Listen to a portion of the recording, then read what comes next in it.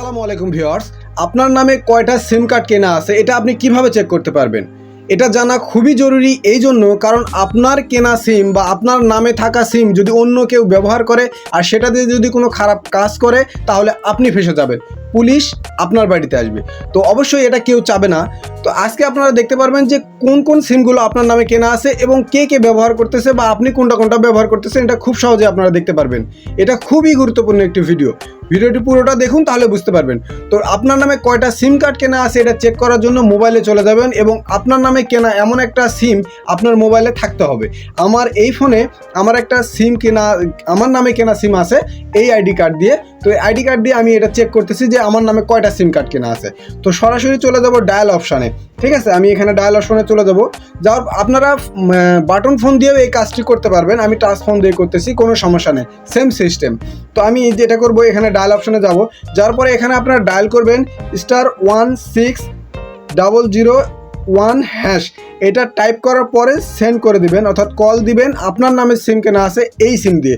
1 নম্বর সিমটা রবি, এটা আমার নামে আছে। তো এটা দিয়ে আমি কল দিয়ে দিলাম। দেওয়ার পরে এখানে আমরা যেটা করব, আমার এনআইডি কার্ডের যে লাস্টের 4টা নাম্বার, এই 4টা নাম্বার আমি এখানে দিয়ে দিব। এনআইডি কার্ডের লাস্টের 4টা নাম্বার মনে রাখবেন।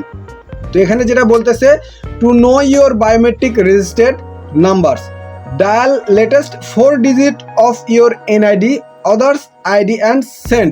এখানে আমার এনআইডি কার্ডের লাস্টের 4টা ডিজিট দিতে বলতেছে।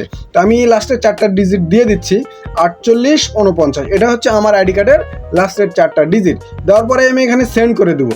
দিলে আমাকে একটা মেসেজ দিবে। এই মেসেজে আমি দেখতে পারবো যে আমার নামে কতগুলো সিম কিনা আছে, কতগুলো রবি, কতগুলো গ্রামীণ, কতগুলো এয়ারটেল, কতগুলো বাংলা লিঙ্ক, সব দেখা যাবে। ঠিক আছে, তো দেখেন এখানে ওকে করে দেওয়ার পরে দেখেন উপরের দিকে মেসেজটা শো করেছে। তো আমি মেসেজটার উপরে ট্যাপ করে দিলাম।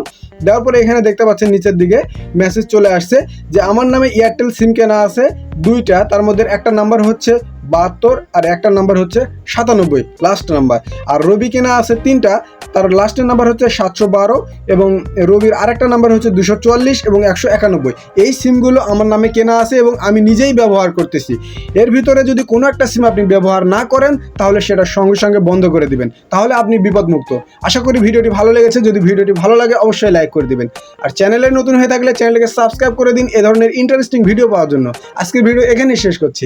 আসসালামু আলাইকুম।